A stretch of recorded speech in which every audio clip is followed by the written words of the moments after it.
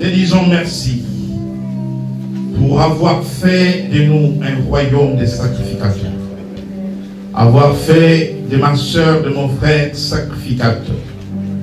C'est avec amour que nous voulons exercer dans la sacrificature. Tu es Dieu de toute éternité, à la gloire du Père. Amen. Prenons place.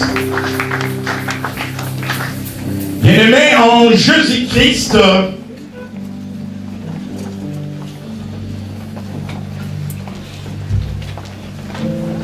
la fonction royale du Christ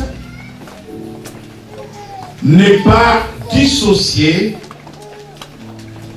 de la sacrificature ou de la fonction sacerdotale. Il exerce dans le royaume en tant que roi, mais aussi dans la sacrificature, dans les sacerdoces, en qualité de souverain sacrificateur. Bien-aimés dans le Seigneur, nous avons tous sauté de joie en ces lieux lorsqu'on nous a annoncé que nous sommes des rois, n'est-ce pas? Et les amens étaient forts. Et ce dimanche-là, je voyais la terre trembler. Quelle joie d'être désigné roi ou choisi roi. Ça n'arrive pas tous les jours. Et vous aviez bien raison d'exprimer cette joie. Moi aussi. Mais en Jésus-Christ, nous n'avons pas l'un sans l'autre.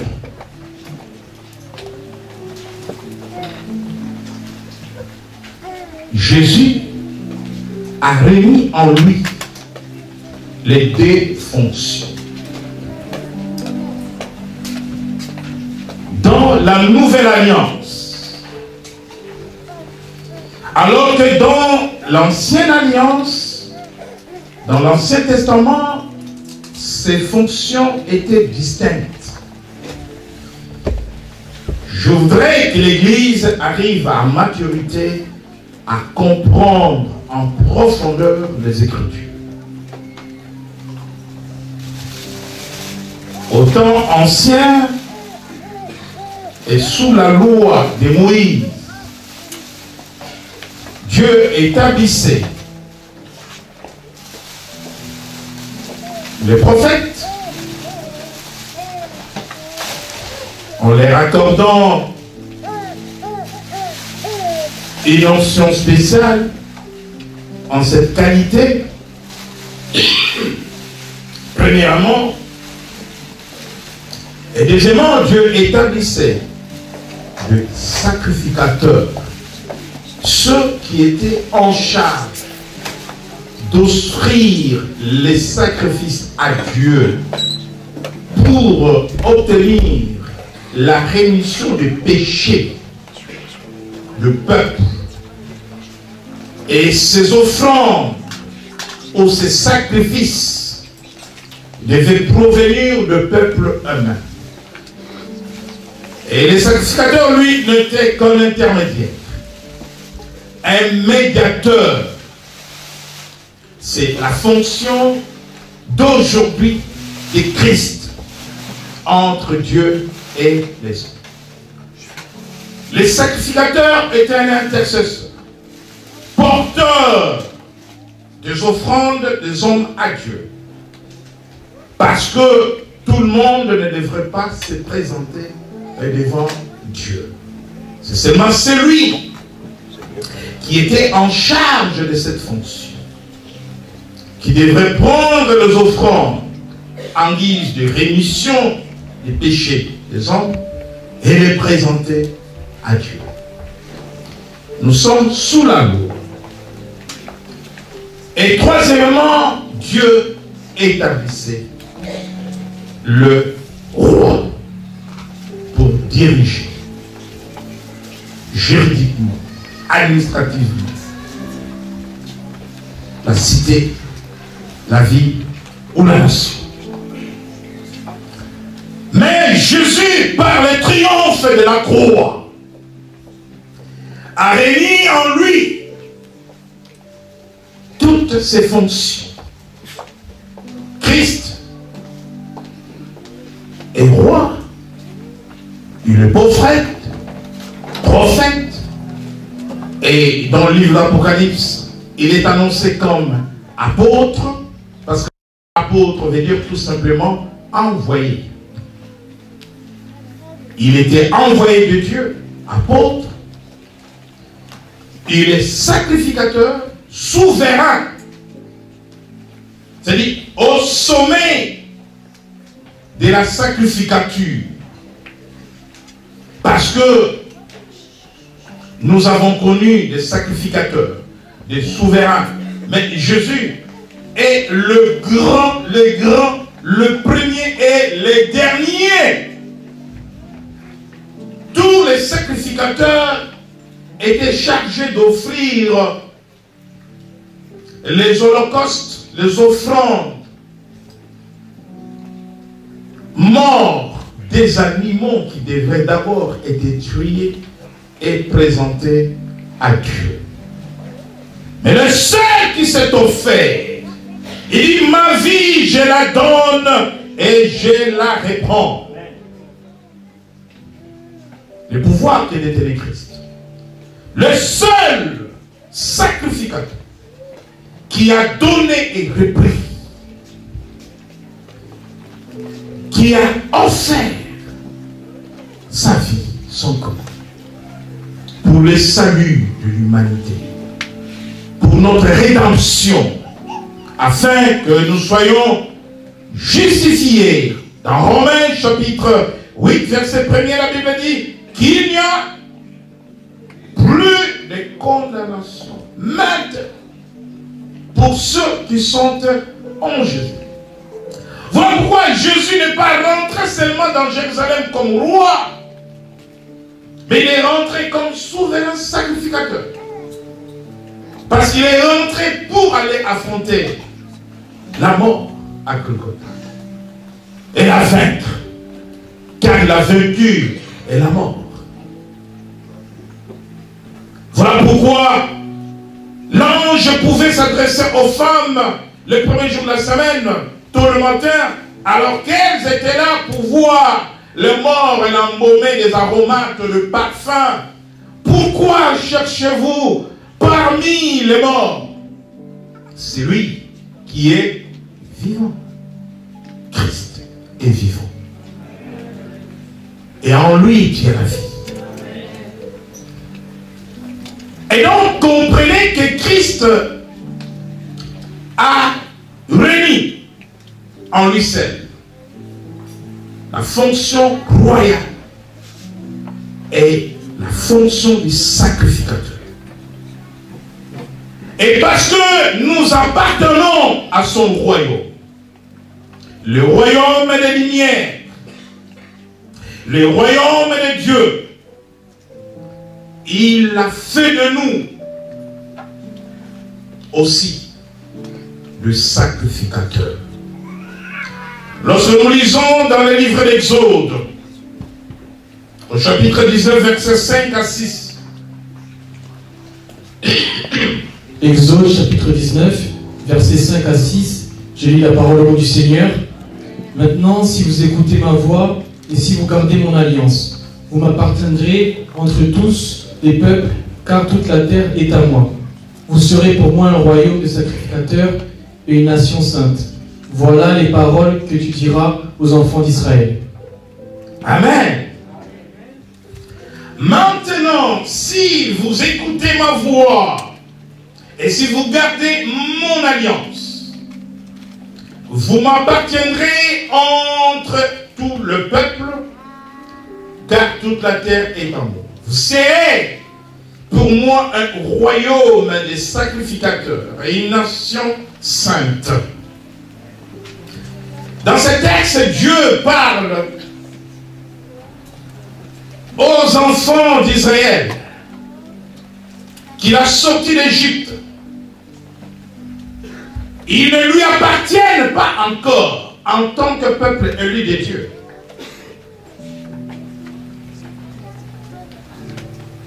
Ceci prouve que à la base, il y a une promesse que Dieu fait à Abraham, lui parlant de sa postérité. Dieu inclut dans l'alliance abrahamique la postérité d'Abraham ou les descendants d'Abraham. Et toi et moi, nous le sommes devenus à cause de Jésus-Christ. Donc tu es fils d'Abraham, tu es fille d'Abraham à cause de Christ. Car tous ceux qui ont été baptisés en Christ sont revêtus de cette qualité de fils et filles d'Abraham. Et donc considérons que pendant les 4 siècles de la servitude, les Hébreux ont la promesse, mais ils ne sont pas encore rentrés dans la promesse. Ceci veut dire que nous pouvons avoir la promesse et ne pas la posséder. Dieu n'a pas changé. La Bible dit qu'il est le même hier, aujourd'hui et éternellement. Beaucoup de chrétiens pleurent, beaucoup de chrétiens se posent des questions. Cette promesse est donnée pour moi. Mais comment je n'arrive pas à la posséder? Comment je n'arrive pas à vivre les promesses de Dieu? Et ils avaient la promesse. Dieu a fait alliance avec Abraham. Alors, lorsque nous faisons l'exégèse de ce texte, Dieu parle à la fois au présent et au futur. Ici, il ne leur dit pas qu'ils sont sacrificateurs. Il leur dit, ils seront. Il ne leur dit pas que je fais de vous, dès à présent, un royaume de sacrificateurs. Mais il leur dit, vous serez dans le futur. Pourquoi dans le futur? Parce que Dieu pose une condition à ce peuple. Premièrement, au sortir de l'Égypte, il ne les conduit pas dans la terre promise. Il les amène d'abord au mont Sinaï. Là où il remettra les tables à Moïse. Après avoir jeûné pendant 40 jours. Là, Dieu dit, je vous ai amené ici pour faire alliance avec vous. L'alliance avec Dieu précède toujours. Et jusqu'à maintenant, jusqu'à l'instant, jusqu'à aujourd'hui. Retenez cela. L'alliance avec Dieu précède toujours l'acquisition de la promesse de Dieu. Dieu ne marche pas avec un homme, une femme, avec un peuple, sans accord, sans alliance, sans engagement. Et c'est pour cela que nous décrétons le mariage comme étant une alliance. Parce que l'homme s'engage envers la femme et de même la femme s'engage envers l'homme. Et donc Dieu commence par faire alliance avec ce peuple. Mais lorsque l'alliance est faite, le peuple n'a pas encore acquis cette qualité de sacrificateur. Le peuple n'appartient pas encore à ce royaume de sacrificateurs. Israël n'est pas encore une nation sainte. Il dit, si vous écoutez ma voix, et si vous gardez mon alliance, vous m'appartiendrez entre tout le peuple, car toute la terre est en moi. Dieu pose la condition. D'abord, écoutez sa voix. Si vous écoutez ma voix. Deuxième condition. Si vous gardez mon alliance. En Jésus-Christ, nous sommes liés dans une nouvelle alliance. Et pour que les chrétiens obtiennent des choses, acquièrent les promesses de Dieu, dans l'évangile de Jean, chapitre 15, il dit, si ma parole demeure en vous, demandez tout ce que vous voudrez, je vous le donnerai. Et donc, la même condition qui est posée dans l'ancienne alliance est posée par Christ, évangile de Jean, chapitre 15, dans la nouvelle alliance. Donc, si le parole du Seigneur ne demeure pas en nous, c'est-à-dire quoi? Pratiquer les bonnes œuvres, obéir à la parole de Dieu. Si nous n'obéissons pas à la parole de Dieu, nous rompons la nouvelle alliance dans laquelle nous sommes engagés avec Jésus-Christ. Et par voie des conséquences, nous ne pouvons rien espérer de lui. Bien-aimés dans le Seigneur, lorsqu'on nous dit que nous sommes des rois,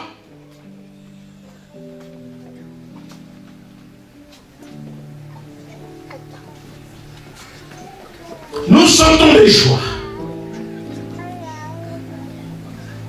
Parce que ce n'est pas par mérite. Les princes des royaumes ne le sont pas par mérite. Ne le sont pas par diplôme. Mais c'est par appartenance à une famille. Tu es né de la famille du roi, tu es roi, tu es prince. Point barre. Et nous devenons rois par appartenance à la famille de Dieu. Parce que Dieu est roi. C'est aussi simple que cela. Mais la sacrificature, les sacerdoces, servir Dieu en tant que sacrificateur, c'est autre chose qu'être roi.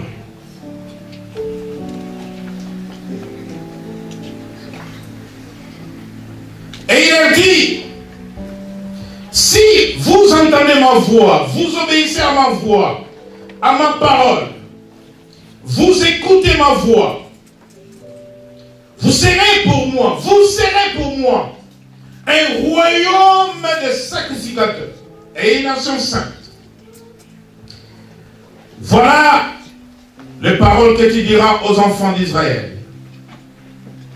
C'est ce que Moïse a rapporté aux enfants d'Israël.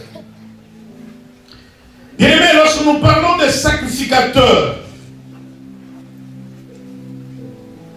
ici, les enfants d'Israël devaient être un royaume de sacrificateurs. Ils ne l'ont pas été à cause de la désobéissance. Ils devraient être une nation sainte. Ils n'ont pas été à cause de la désobéissance. Voilà pourquoi l'ancienne alliance a failli.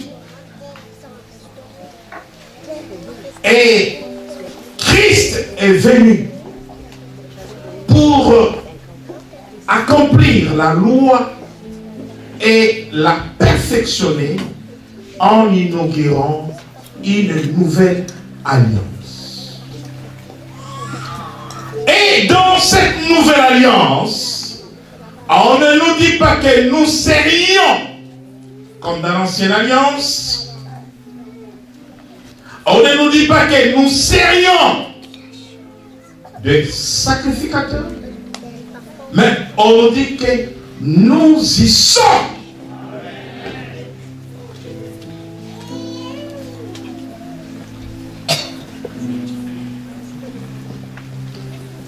Nous avons donc plus de privilèges que ceux de la génération de Moïse.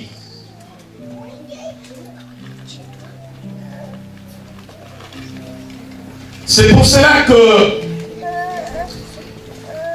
Christ est dans le livre de l'Apocalypse au chapitre 1er, verset 6.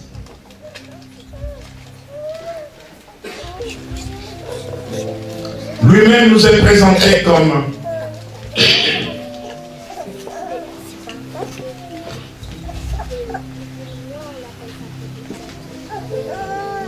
Apocalypse, chapitre 1er, versets 5 et 6, j'ai la parole de Jésus-Christ. Et de la part de Jésus-Christ, le témoin fidèle, le premier-né des morts et le prince des rois de la terre, à celui qui nous aime, qui nous a délivrés de nos péchés par son sang, et qui a fait de nous un royaume, des sacrificateurs pour Dieu, son Père, à lui soit la gloire et la puissance, au siècle des siècles. Amen. Voyez-vous la différence entre ces deux alliances? Dans la nouvelle alliance, il a fait de nous. Ce n'est pas qu'il fera de nous. Il a fait de nous un royaume de sacrificateurs. C'est-à-dire que Christ est fait de chaque chrétien, chaque enfant de Dieu, racheté,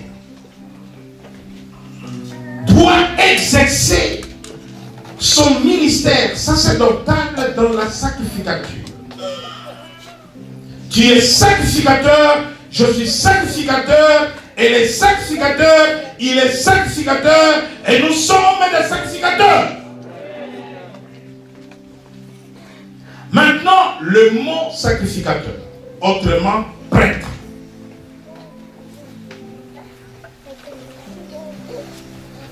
Ce mot n'est pas le monopole de la Bible, n'est pas le monopole de l'Église. Lorsque vous lisez la parole de Dieu, on vous dira dans l'histoire de l'Égypte qu'en Égypte il y avait des prêtres. Mais des prêtres qui ne servaient pas les dieux vivants, les dieux d'Israël. Des prêtres qui étaient au service d'autres dieux avec des minuscules, parce qu'il s'agit des faux dieux ou des divinités païennes. On vous dira que Joseph a épousé la fille d'un prêtre d'Égypte. Et donc le beau-père de Joseph, Joseph le lut de Dieu, Joseph l'appelait de Dieu. Son beau-père n'était pas un prêtre de Dieu, mais un prêtre satanique. On est bien d'accord? On vous dira que Moïse, le libérateur, choisi de Dieu. Voilà pourquoi ne sois pas choqué d'avoir un beau-père sataniste. Mais ne sois pas associé à lui. Et c'est pour cela que tu es sacrificateur pour lui.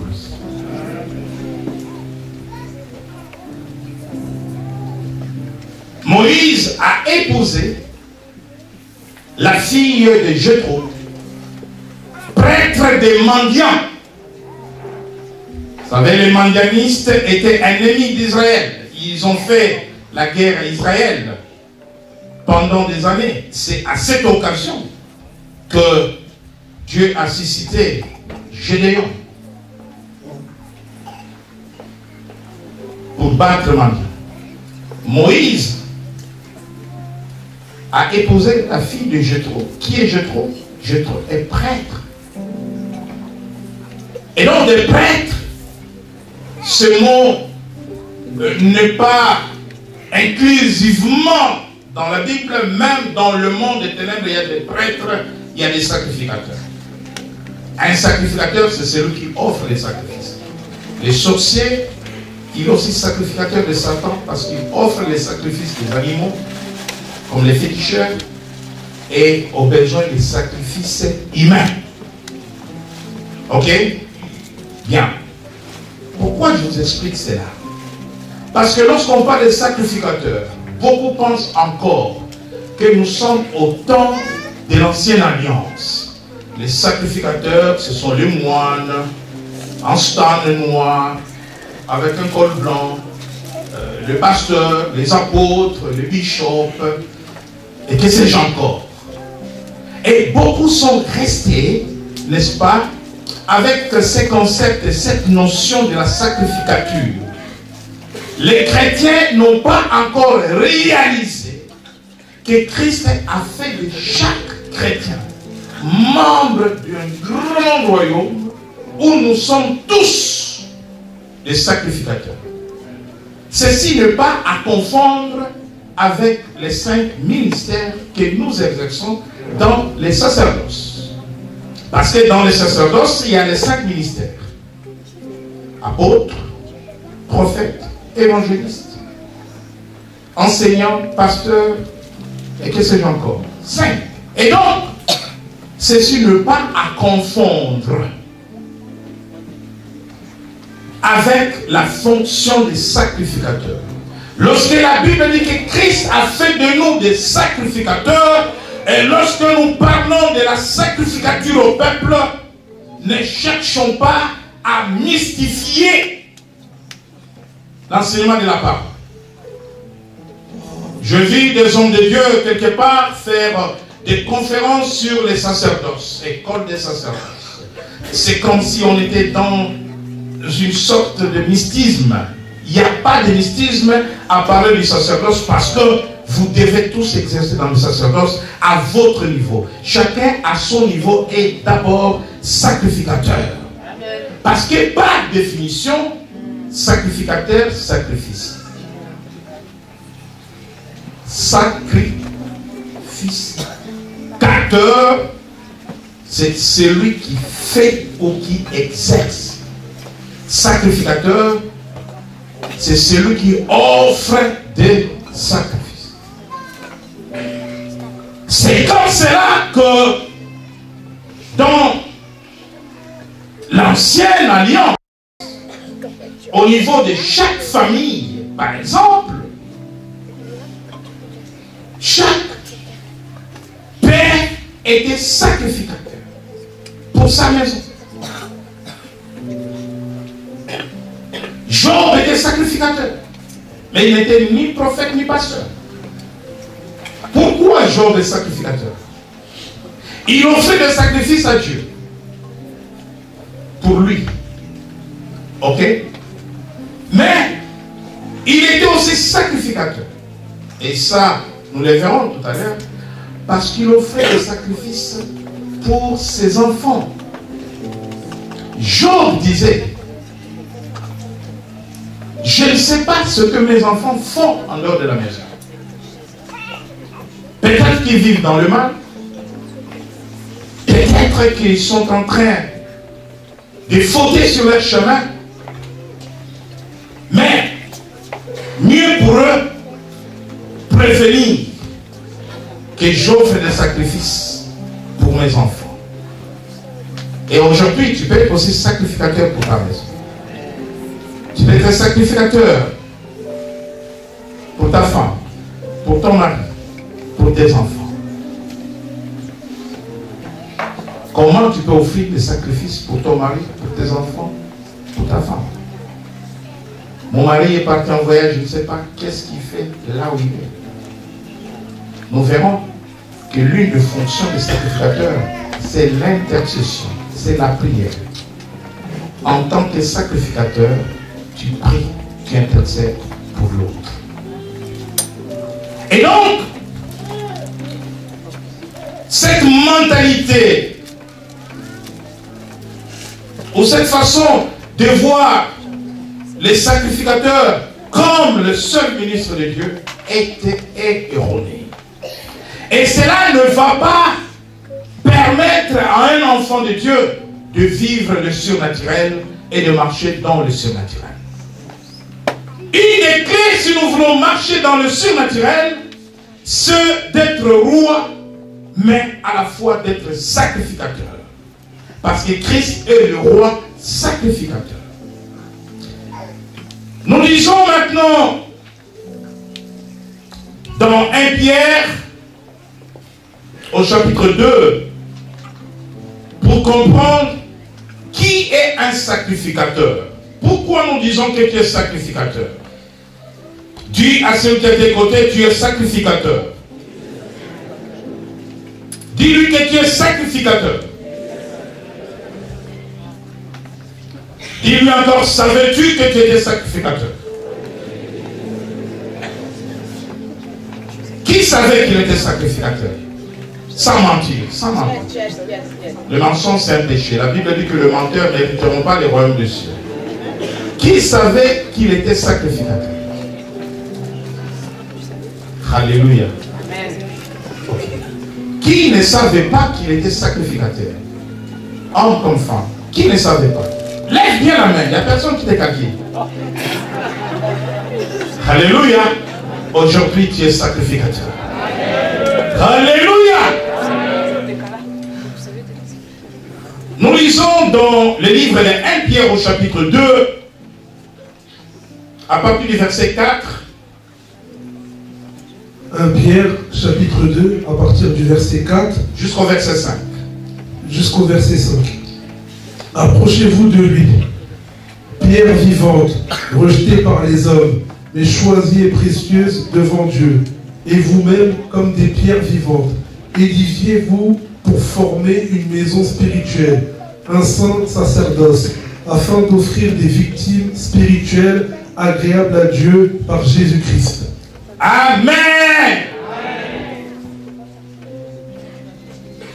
Jésus est notre souverain sacrificateur. Le livre d'Hébreux est corollaire au livre de Lévitique. C'est le livre des sacrifices. Et c'est le livre qui nous parle du sacerdoce et de la sacrificature. Jésus est notre souverain sacrificateur.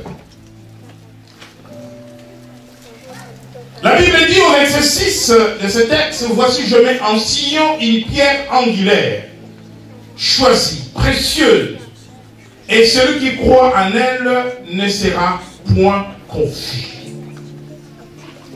Nous sommes une maison spirituelle de Dieu. Et dans cette maison que nous formons, et pour que cette maison soit sainte,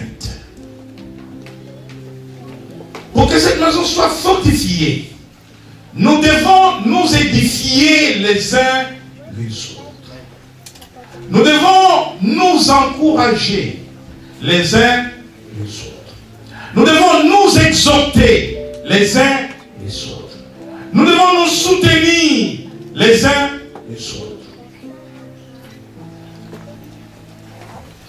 Venez ancien, ancien aimé, ancien beau.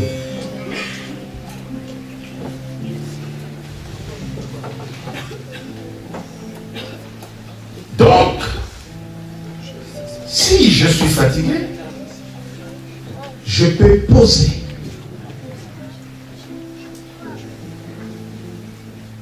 Alors, si ancien aimé dit, ne pose pas ta main sur moi, débrouille-toi.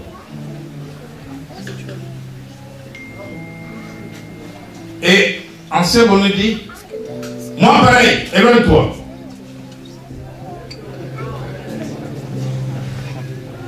Alléluia.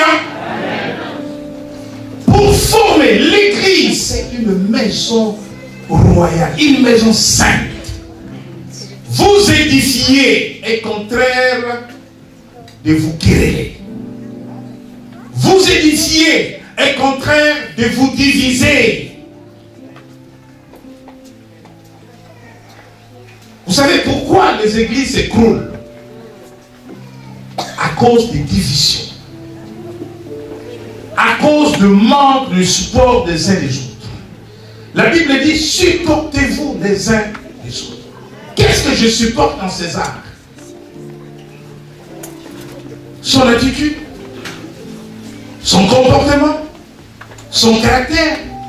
Qu'est-ce que je supporte en Papa Étienne? Sa manière de parler, sa manière de s'habiller, sa manière d'être.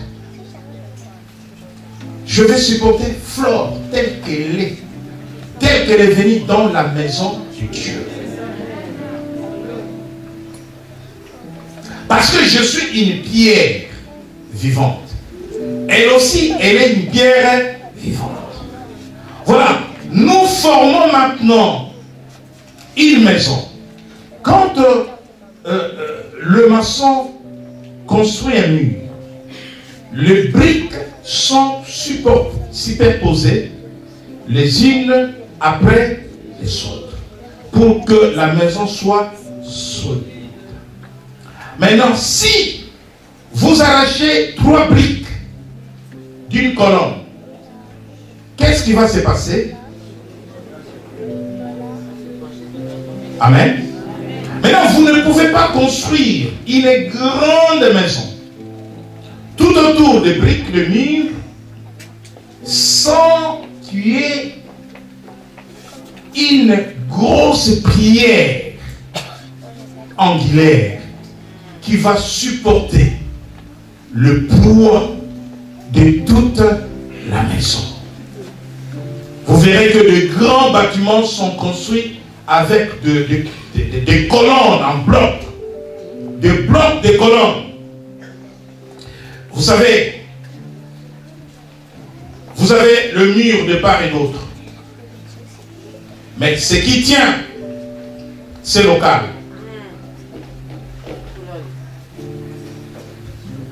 C'est ces ferrailles-là. Vous avez tout autour. Ce n'est pas par hasard que vous avez ça. Vous avez une grande maison construite et nous sommes des pierres. Des pierres vivantes. Pourquoi des pierres vivantes? Parce que nous sommes en Jésus-Christ. Et en Jésus-Christ, il y a la vie. Nous ne sommes pas des pierres mortes.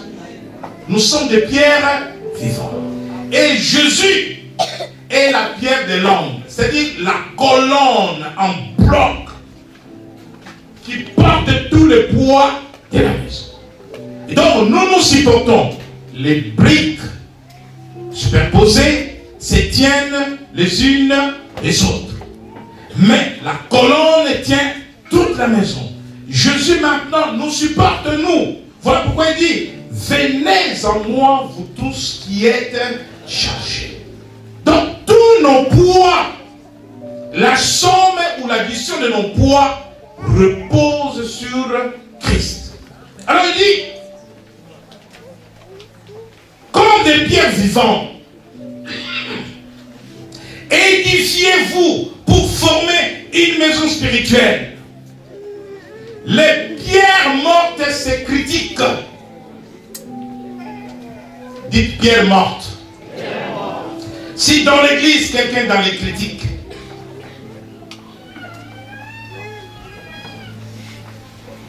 mauvaise langue, dispute, querelle, malentendu, incompréhension, discorde, c'est une pierre morte. Dites encore pierre morte. Parce que la pierre morte amène la destruction, amène l'amour. Quand dans une communauté, il y a un esprit de destruction, c'est que cette communauté est formé des pierres mortes. Mais les pierres vivantes se soutiennent, s'encouragent, s'exhortent dans l'amour, se supportent, s'acceptent, se tiennent la main dans pour donner la vie. Nous sommes une maison spirituelle de Dieu. Et il dit, non seulement que nous sommes cette maison spirituelle de Dieu, à travers les dons spirituels, à travers le fruit de l'esprit, l'amour, la bonté, la patience, la paix, la joie, à travers les dons spirituels, les dons de la parole de sagesse, les dons de la parole de connaissance, les dons de guérison, les dons de miracles, les dons de la puissance et tant d'autres. Tout cela pour l'édification. L'édification. Les dons sont donnés à l'Église pour l'édification des saints. Pour que les pierres vivantes que nous sommes soient édifiées, fortifiées. Non seulement que nous sommes une maison spirituelle, un saint sacerdoce, mais nous le sommes pour faire des choses. Nous le sommes pour offrir. Nous le sommes pour offrir, afin d'offrir des victimes spirituelles, agréables à Dieu par Jésus-Christ. Dans d'autres versions, la Bible dit, afin d'offrir des offrandes spirituelles. Parce que nous ne sommes pas au temps ancien où nous allons offrir des animaux à Dieu. Christ s'est offert un sacrifice perpétuel. Une fois pour toutes, pour nous, il a traversé les tabernacles construits de main de Dieu. Vous savez que le tabernacle de Moïse était le modèle calqué sur la terre, mais calqué sur le tabernacle qui est au ciel. Quand vous regardez, comment dirais-je, les schémas ou les dessins, qu'est-ce que les architectes disent, la maquette du tabernacle de Moïse, c'est le modèle du temple de Dieu au ciel, du tabernacle au ciel. Quand Dieu a dit à Moïse, tu vas faire selon le modèle que je vais t'indiquer. Moïse, dans la vision, voyait les tabernacles. Et il devait prendre les longueurs, les largeurs, le mesure. Et construire un tabernacle selon le modèle du ciel. Et ce tabernacle de Moïse, construit de main des hommes, et c'est dans ce tabernacle, sur l'autel de sacrifice, qu'on apportait les sacrifices des animaux et que les sacrificateurs devaient les apporter pour la rémission des péchés. Dans le parvis, mais une fois seulement dans l'année, ils devaient accéder dans le lieu appelé les Saints des Saints, où cette pièce n'était pas éclairée par la lumière du jour, dans l'obscurité, mais elle était éclairée par la gloire de Dieu, ce qu'on appelle la Shekinah. Toutes les pièces étaient éclairées par la lumière du jour, par des lampes, sauf la dernière pièce. Dans l'obscurité, mais il y avait un éclairage. Et cet éclairage venait de la gloire de Dieu qui remplissait cette pièce. Maintenant, quand Christ a offert sa vie à la croix pour notre salut, il a traversé, non le tabernacle de Moïse fait les mains des hommes, il est allé au ciel, il est rentré dans le tabernacle de Dieu jusqu'à Dieu et lui a présenté les sangs. Voilà pourquoi la Bible dit qu'il n'y a pas de pardon sans l'effusion du sang. Amen.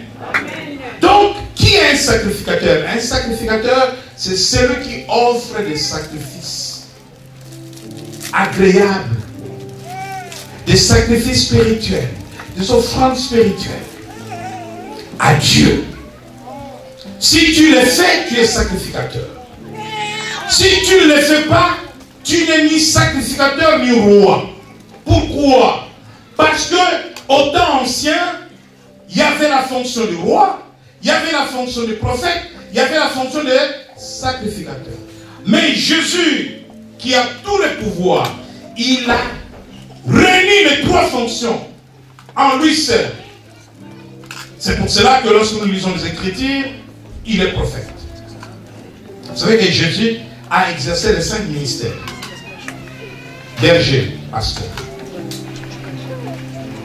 À 12 ans, il pouvait décortiquer la loi, expliquer la loi à l'âge de 12 ans.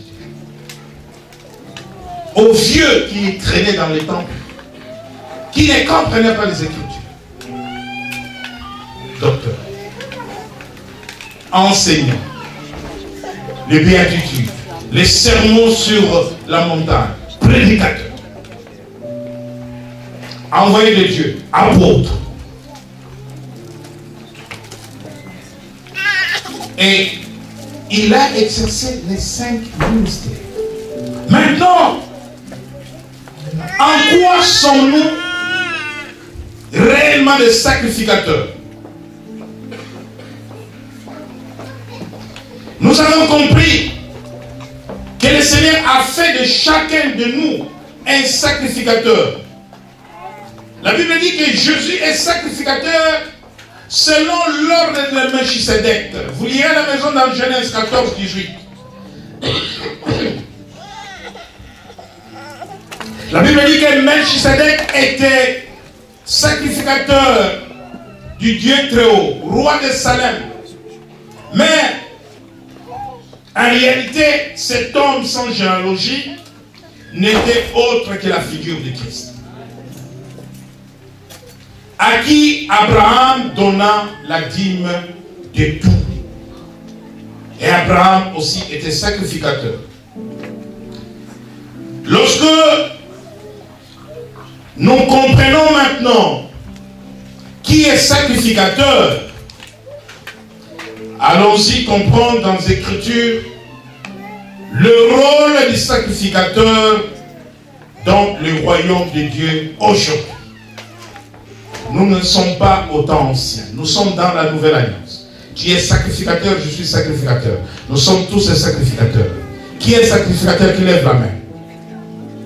Si tu es sacrificateur, lève la main. Alléluia. Ok. Tu ne peux pas être roi sans être sacrificateur. Je l'ai dit et je le répète.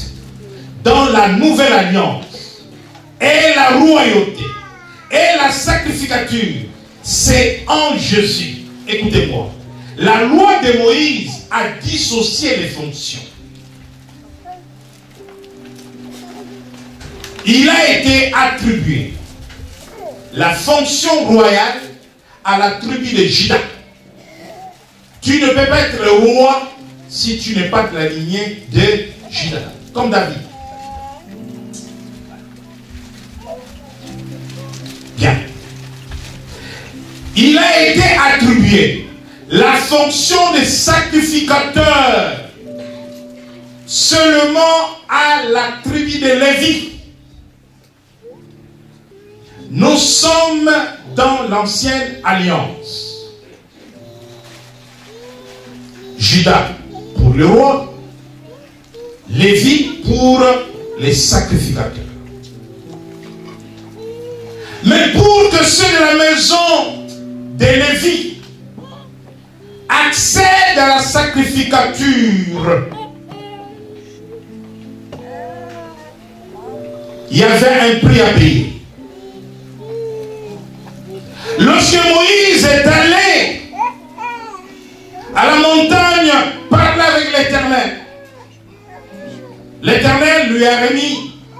le deux tables de la loi. Écrit de la main de Dieu. La loi sur les tables, écrit. Le mystère de l'écriture. Pas Dieu lui-même. Aaron reste avec le peuple.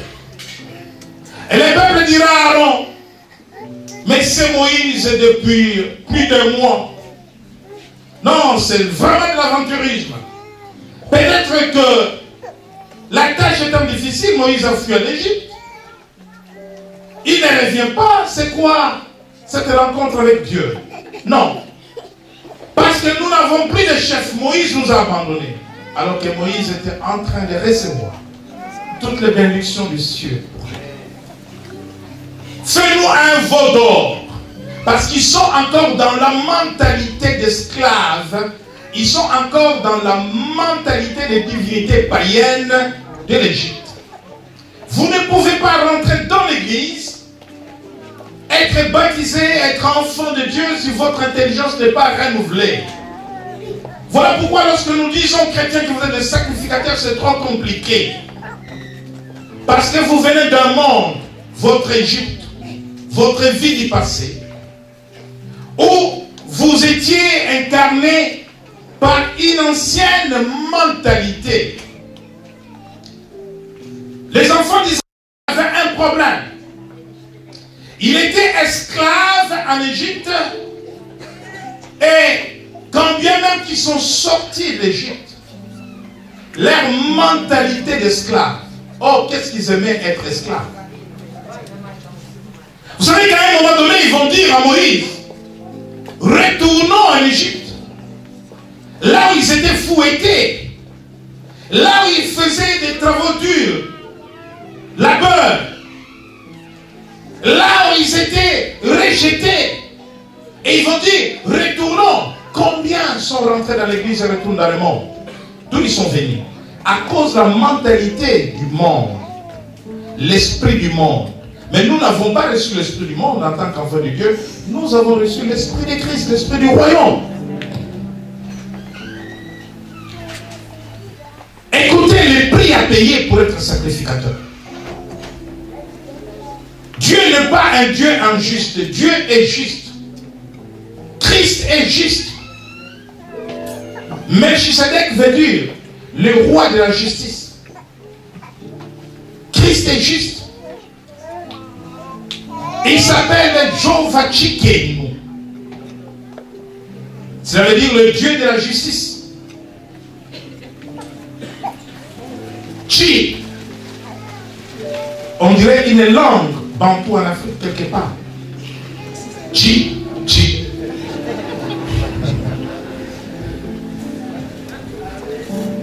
Et nos amis disent qu'ils sont juifs. Nous sommes tous juifs. Alléluia. Jehovah Tsidkenu. L'hébreu a des connotations avec les langues africaines. Ça, c'est notre histoire. On peut en parler.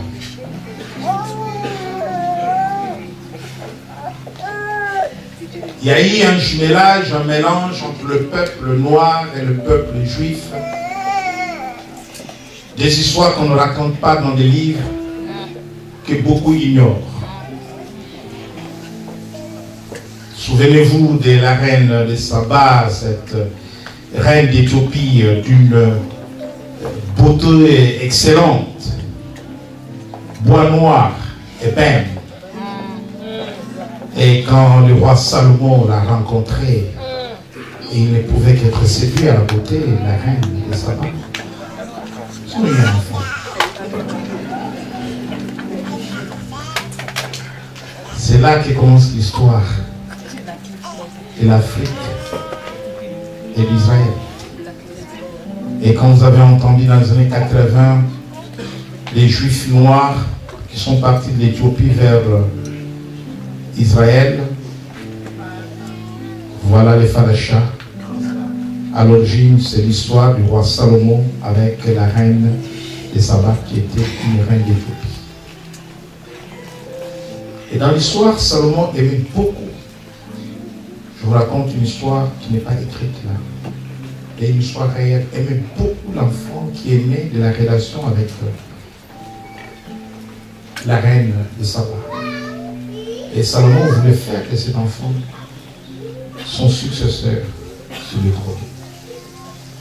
C'est une autre histoire. Bien. Moïse descend. Dieu dit, Moïse, regarde ton peuple. Quand Dieu l'appelle, Moïse, je vis la souffrance de mon peuple. Et je suis descendu pour les délivrer. Mais quand le peuple fabrique ou fait fabriquer un veau d'or à Aaron, Dieu appelle ce peuple le peuple de Moïse.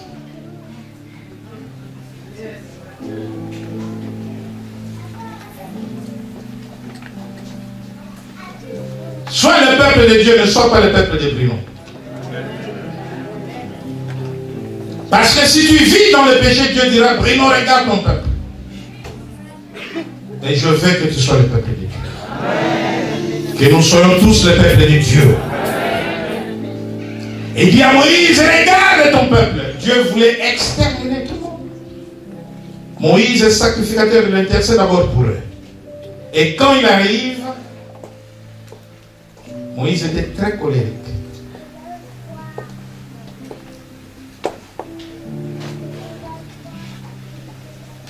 Il devrait combattre en lui l'énervement. Voilà pourquoi il a frappé les rochers 2 fois. Parce qu'il en avait marre. Et donc Moïse prend le détail de la loi. Il voit les veaux d'or. Le peuple est en train de célébrer une fête de réjouissance autour du veau d'or. C'est leur Dieu. Et Moïse, voyant la gravité du péché, il prend les 2 tables de la loi, il les jette par terre, les tables sont brisées. Moïse dit, à moi, ceux qui sont pour l'aide. Il dit à moi. Et que chacun prenne son épée. Qu'il rentre dans les camps. Qu'il tue. C'est de sa maison. C'est-à-dire que ceux qui devraient rejoindre Moïse devraient prendre chacun une épée et se retourner contre les pécheurs. La Bible dit que seuls ceux de la famille, de la maison, de la tribu de Lévi ont rejoint Moïse. Et ils ont pris les épées. Ils sont rentrés dans les camps. Et ils ont tué cousins, neveux. Si tu n'es pas avec eux, sur l'ordre de Moïse.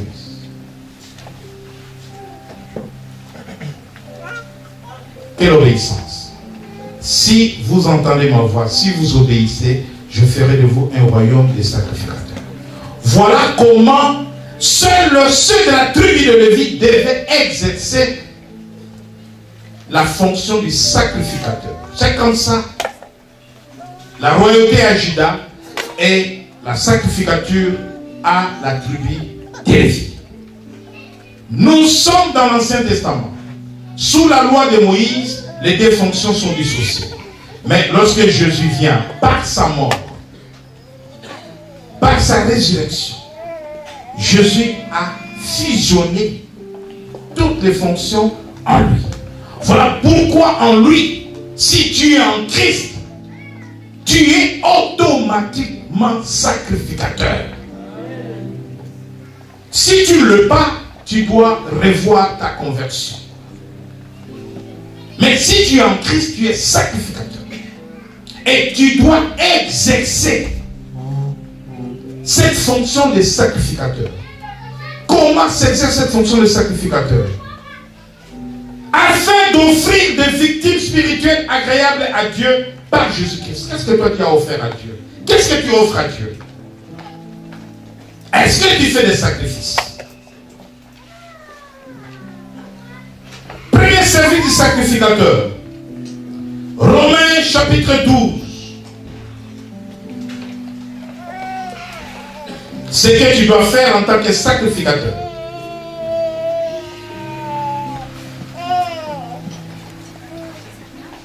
Amen. Et si nous mettons nos ministères particuliers de côté, nous considérons que tous, nous sommes sacrificateurs. C'est ce que la Bible dit. Romains chapitre 12, je vais lire rapidement. Je vous exhorte donc, frères, par les compassions de Dieu, à offrir vos corps comme un sacrifice vivant, saint, agréable à Dieu, ce qui sera de votre part un culte raisonnable. Première chose que tu fais en qualité de sacrificateur, c'est que tu dois offrir d'abord ton corps à Dieu. Parce que nous sommes de Christ. Quelqu'un est avec moi? Quelqu'un est avec moi? Personne n'a arrêté Christ de force. Christ est livré. Nous rentrons dans la Pâque, ça, il faut le reconnaître. Quand ils sont venus l'arrêter, ils pouvaient disparaître. Ils pouvaient fuir. Ils pouvaient se cacher. Il dit aux disciples, l'heure est venue. Ils sont là pour moi. Allons-y. Et quand vous lisez les Écritures, vous allez voir, quand il se présente devant lui, tous tombent par terre. Et c'est lui qui leur dit, levez-vous. C'est moi que vous cherchez. Parce que vous voulez prendre tout le monde. Les gens, les pierres, emballer tout le monde. Il dit, non, non, non, non, non. Vous êtes venus pour moi. C'est moi que vous cherchez. C'est moi, Christ. Et il s'est donné, il s'est livré. Parce que nous sommes comme lui. Parce que nous sommes des rois sacrificateurs. Nous ne pouvons pas faire autrement que ce que lui a fait. Alléluia. Il a offert son corps, sa vie. Il l'a donné. Voilà pourquoi il nous demande, nous à notre tour, en tant que des sacrificateurs, chacun à son niveau doit offrir son corps comme un sacrifice vivant, saint, agréable à Dieu, ce qui sera de votre part un culte raisonnable. Tu ne vas pas avec ton corps sur l'autel du bois comme Abraham amena Isaac sur l'autel, mais ton autel de sacrifice qui est en toi, c'est ton cœur. Ton cœur est l'autel de sacrifice en toi. Tu dois offrir ton corps. Cela veut dire quoi? Offrir son corps comme un sacrifice vivant. Tu ne dois pas commettre des péchés contre ton propre corps.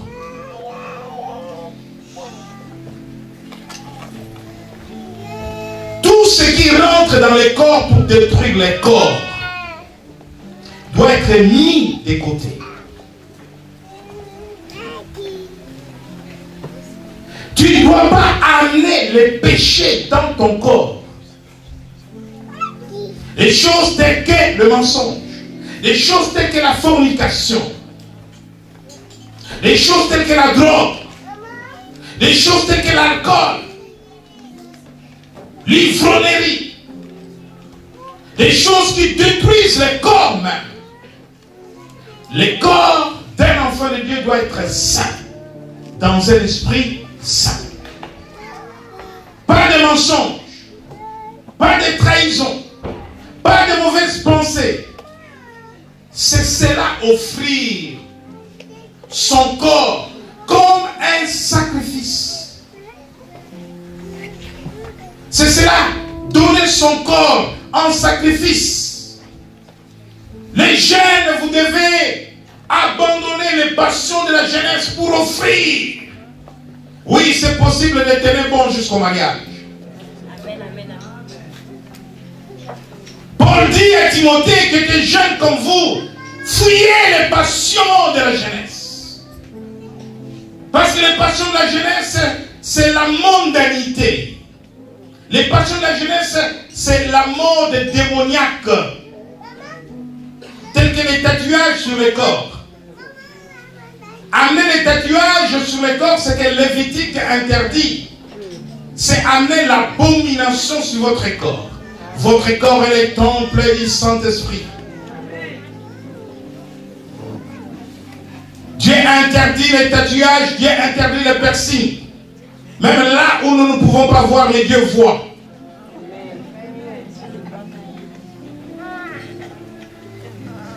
Ton corps n'est pas pour les boîtes de nuit.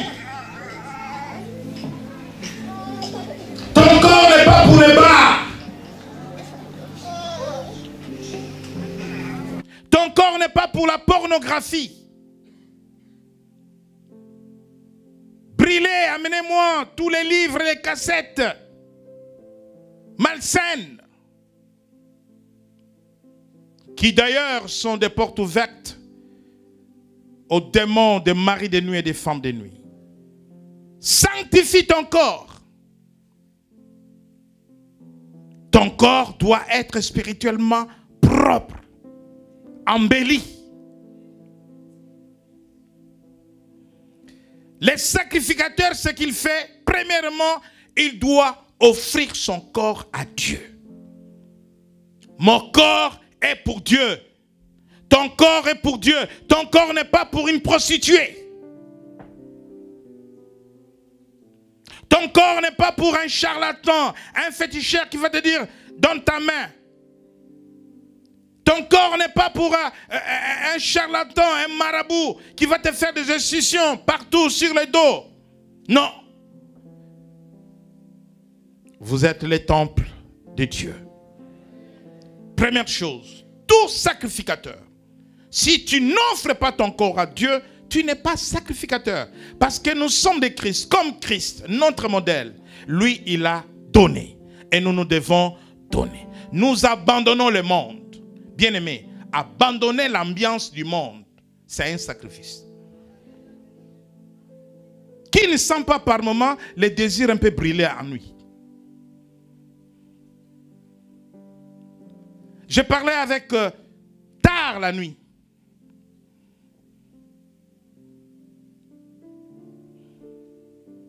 Quelqu'un qui allait à une fête.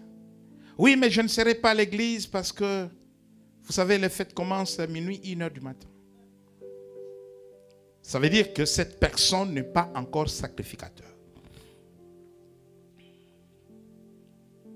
Alléluia.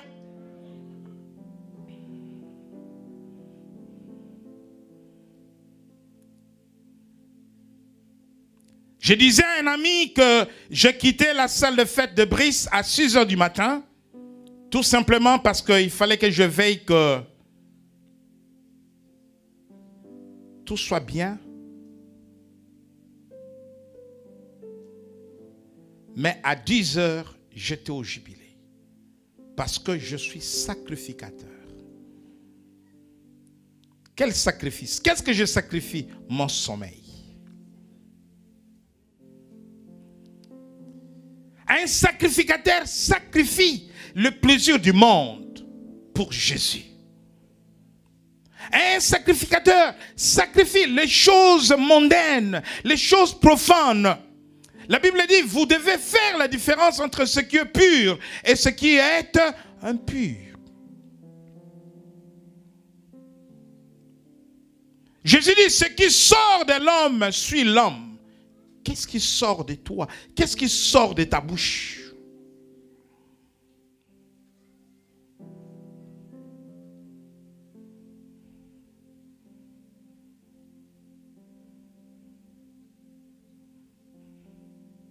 Maintenant que vous êtes devenus tous des internautes,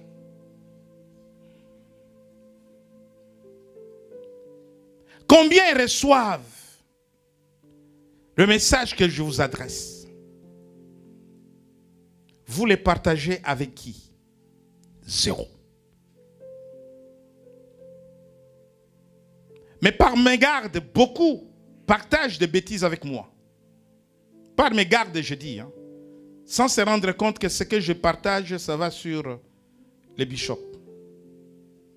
Vous partagez le mensonge, des montages vidéo, faites de toutes pièces, des insultes, des injures.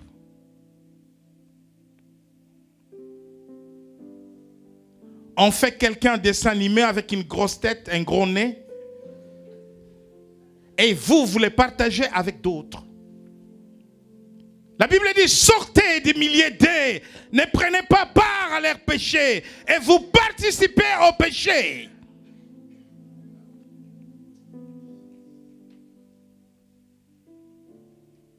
Pourquoi ne pas partager les choses merveilleuses de Dieu? Nous avons les séminaires qui commencent vendredi. La Pâque, c'est le sacrifice, c'est la vie. Combien de personnes allez-vous inviter à ce séminaire? Combien de messages partagez-vous?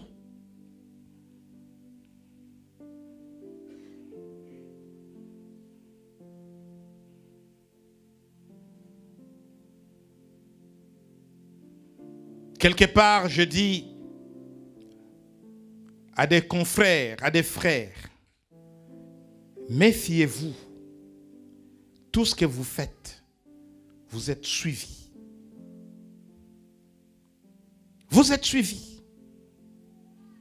Un jour, vous serez convoqués. Vous serez devant un juge pour avoir partagé une mauvaise vidéo.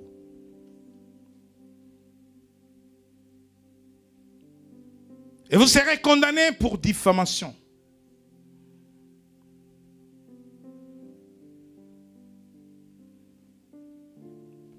Et donc, bien-aimés dans le Seigneur, votre corps, vos pensées, votre intelligence doit être renouvelée. Le corps du sacrificateur, Christ s'est offert. Premièrement, je dis offrir son corps comme un sacrifice à Dieu. Deuxièmement, que fait un sacrificateur? Ce que nous devons faire en réalité. Hébreux chapitre 13, verset 15. Les sacrifices du corps, c'est Romains 12. Deuxième point, Hébreux chapitre 13.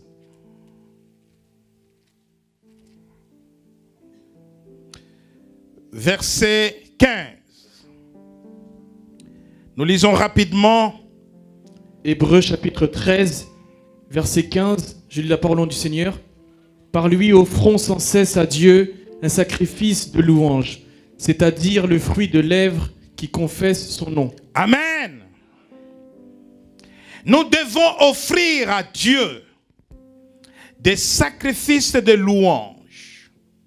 Exprimer notre reconnaissance à Dieu en tout lieu, partout où nous sommes. La louange n'est pas que dans le chant. La louange est dans la reconnaissance de ce que Dieu fait dans nos vies. Nous devons les témoigner, nous devons les confesser. Et lui dire merci au Père. Je n'ai pas bien dormi, mais tu m'as permis de me lever ce matin et d'aller à mon travail. Je n'avais rien, mais tu as payé ma dette. Des sacrifices, des louanges, c'est-à-dire le fruit des lèvres qui confessent son nom. Ah, la puissance de la confession, le fruit de son lèvre. Ce n'est pas une histoire, oh, dans mon cœur, Dieu c'est non. On dit lèvres. C'est-à-dire qu'il faut ouvrir sa bouche. Comment tu peux être sacrificateur de lundi à dimanche? Pas un instant où tu as confessé l'amour de Dieu. Un sacrificateur, il loue Dieu le matin, le midi, le soir, la nuit, à chaque instant. C'est ce que nous devons faire. Grâce à Dieu, Je ne ferai pas ça sans Dieu. Ce n'est ni par la force ni par la puissance, mais par son esprit. Je te suis reconnaissant au Père. Regardez la force des miracles. Jésus vit dans le surnaturel. Mais le secret de Christ, il rend grâce à son Père. Il loue son Père de ce qu'il lui a toujours exaucé. Et quand il a fini de rendre grâce, il peut dire: Lazare, sort. Nous voulons les miracles. Nous voulons le surnaturel. Commençons à être réellement des sacrificateurs. Des sacrifices. Des louanges. Troisième chose qu'un sacrificateur fait. Bien-aimé, ces choses, si tu ne les fais pas, tu dois les faire. Que quelqu'un me dit: je le ferai. Quand Moïse donnait la loi au peuple à la fin de son discours, même quand Josué parlait, lisez la Bible, tout le peuple répondait massivement: pour l'Éternel, nous le ferons. Alors si tu ne réponds pas, tu es suspect. Dis avec moi: je suis sacrificateur. Je le ferai. Au nom de... Tu as sacrifié ton corps, premier point. Tu offres des sacrifices de louange et d'adoration à ton Dieu. Deuxième point. Troisième point. Nous lisons le verset 16 du même texte. 13, 16. Hébreux chapitre 13, verset 16, je lis la parole du Seigneur. Et n'oubliez pas la bienfaisance et la libéralité, car c'est à de tels sacrifices que Dieu prend plaisir. Amen. Nous sommes sacrificateurs. N'oubliez pas la bienfaisance. Faire du bien. Alléluia. Faites le bien aux autres. Ne faites pas le mal aux autres. Vous savez, des fois, je vois des chrétiens sans cœur. Ils te parlent mal, ils te répondent mal, sachant que tu souffres. Où est l'amour? Où est l'amour?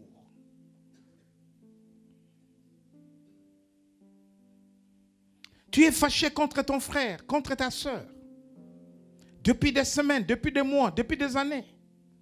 Dans la même église, la même maison de Dieu. Tu écoutes la parole de Dieu. Mais tu ne sais pas lui serrer la main. S'il vient par là, toi tu fais. Je dis bien dans l'église. Je ne dis pas dans le monde, je dis dans l'église.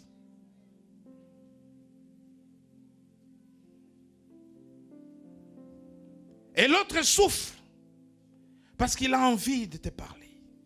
Il a envie de t'approcher. Il souffre. Tu refuses de pardonner. Tu fais le mal. Tu refuses de le saluer. Tu fais le mal. Tu lui fais du mal. Faites du bien.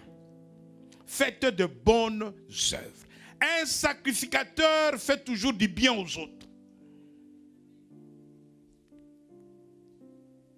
Qu'est-ce que cela veut dire? N'oubliez pas la bienfaisance. La bienfaisance. Vous allez voir le nom de certaines personnalités connues dans l'histoire. Rue Aristide Briand ou rue Brinon-Quim.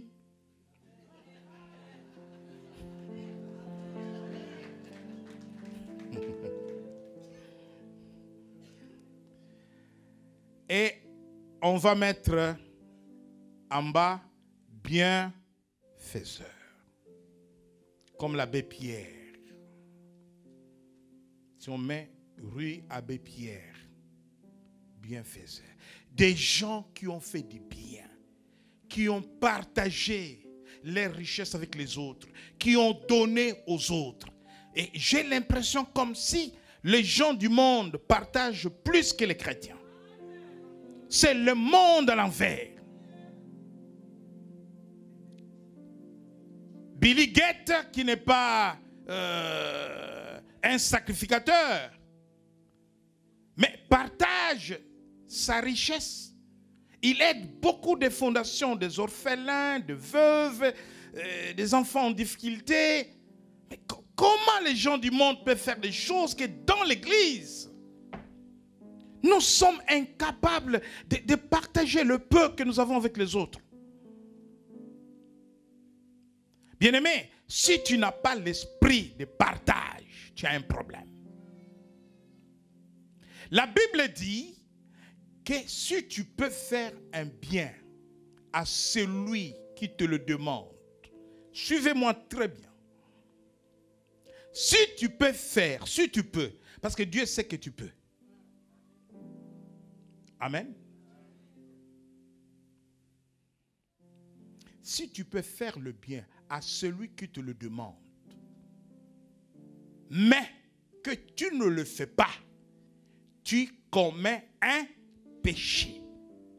Non, ce n'est pas une histoire, c'est mon argent, je fais ce que je veux, je donne à qui je veux. Non, la Bible dit, c'est ton argent, c'est ta voiture. Frère, vous pouvez me déposer à la gare? Non, moi je vais de l'autre côté.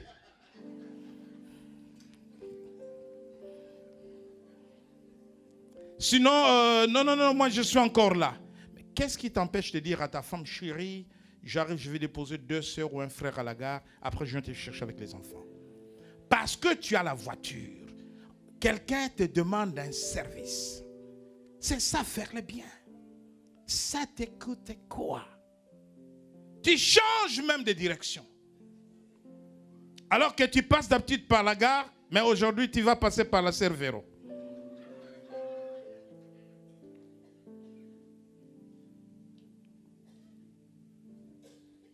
Si tu peux, la Bible dit, faire le bien à celui qui te le demande et que tu ne le fais pas,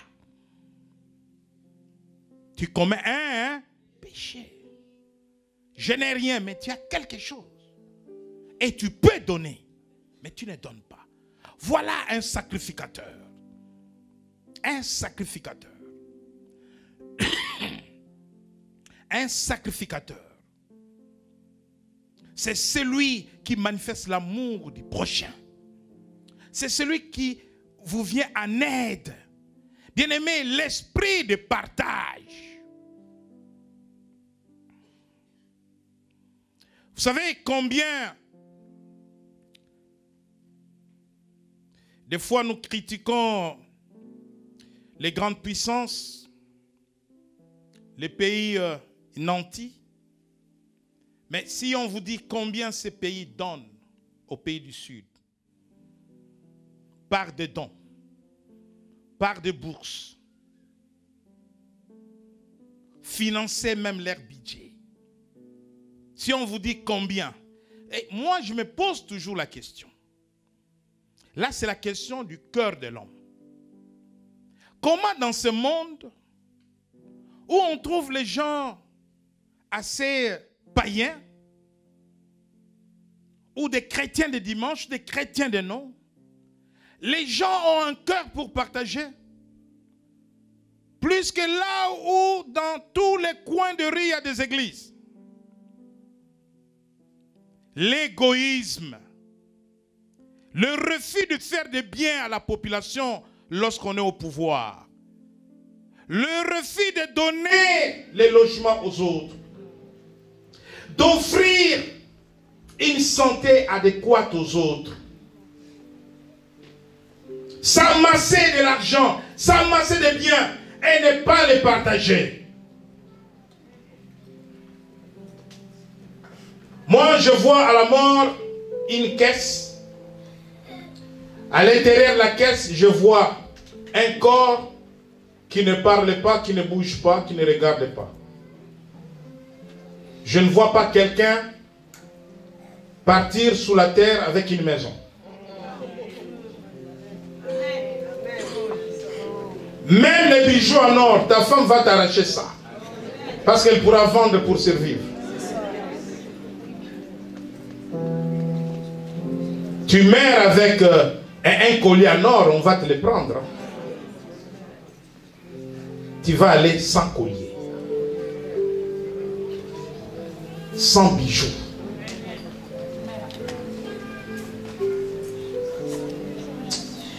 Je pense qu'on ne devrait même pas habiller les gens avec des costards et tout ça.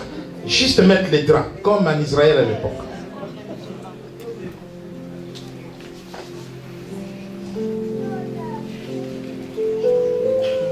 Je préfère mourir sacrificateur.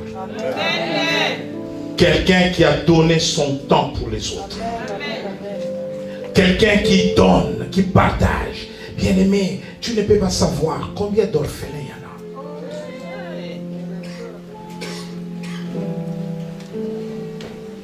Je suis parrain du groupe Philippines. C'est un groupe qui est dans notre église pour aider les orphelins en Afrique. Tu peux passer aussi me voir, me dire qu'est-ce que je peux faire pour ces orphelins. En Asie, partout à travers le monde. Faire du bien. Faites du bien à l'église. Faites du bien à vos frères, à vos sœurs. Partagez, donnez.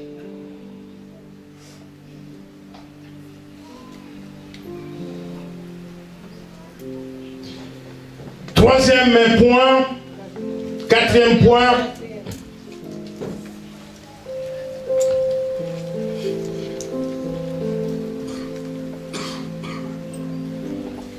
N'oubliez pas la bienfaisance, c'est le troisième point, et la libéralité, car c'est à de tels sacrifices que Dieu prend plaisir.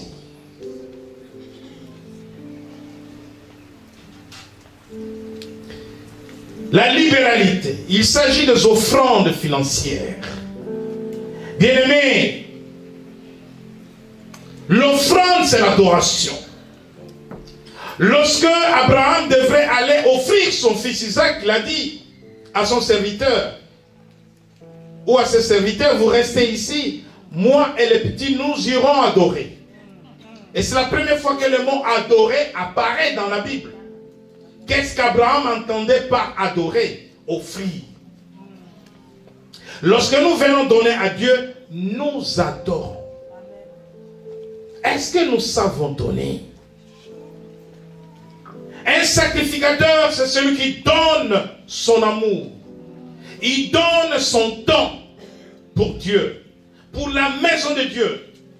Il apporte les offrandes, les dons. Son argent, c'est pour Dieu. Ce qui revient à Dieu, c'est le 1/10. Écoute-moi bien. Lorsque tu donnes le 1/10, la dîme, tu obéis à la parole de Dieu. Mais lorsque tu vas au-delà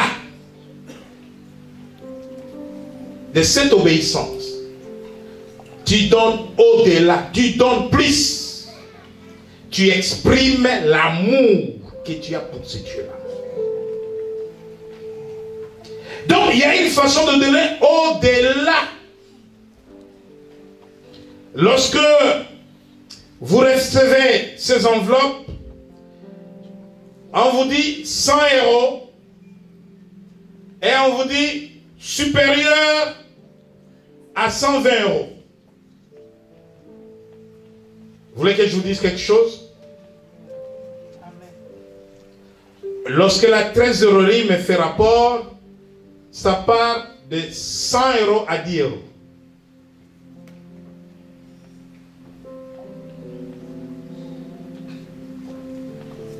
Il est où le supérieur? Il est où le supérieur? Il est où le sacrifice? Elle est où la libéralité? La Bible dit que Dieu trouve plaisir à de tels sacrifices. Et pour terminer,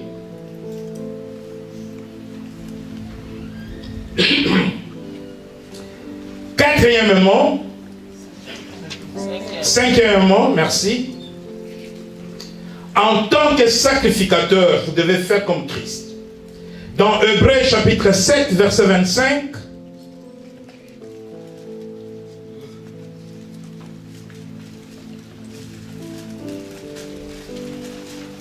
à partir du verset 22, suivez bien la lecture.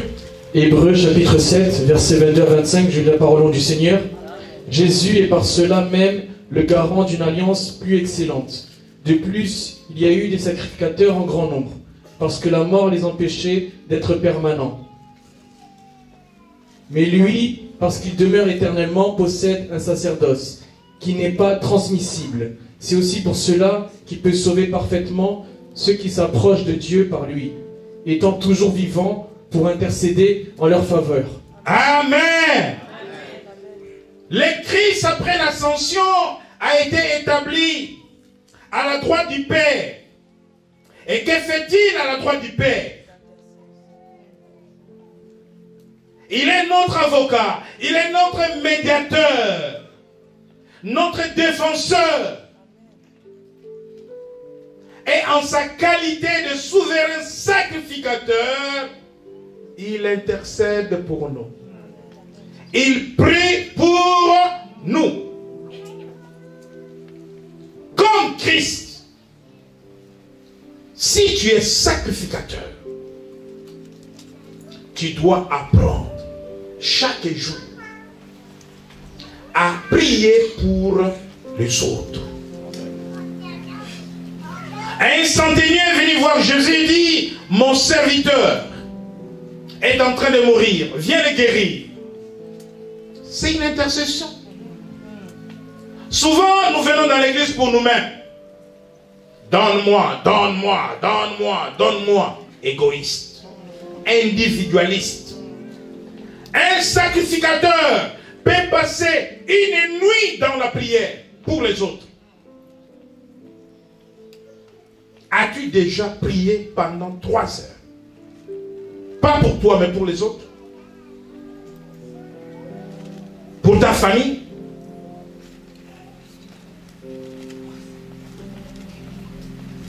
La semaine prochaine, je serai à Jérusalem. Mais je vais prier pour les jubilés. Parce que je suis sacrificateur. Amen.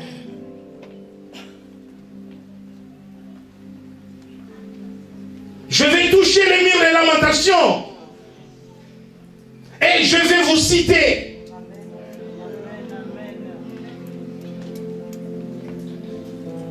Je vais prier pour Dani.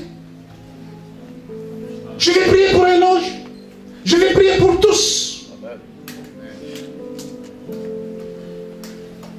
Je ne vais pas là-bas pour mon plaisir, mais je vais là-bas pour toi.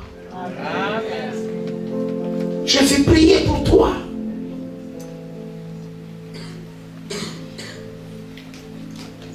Le ministère d'intercession doit être exercé par chaque enfant de Dieu.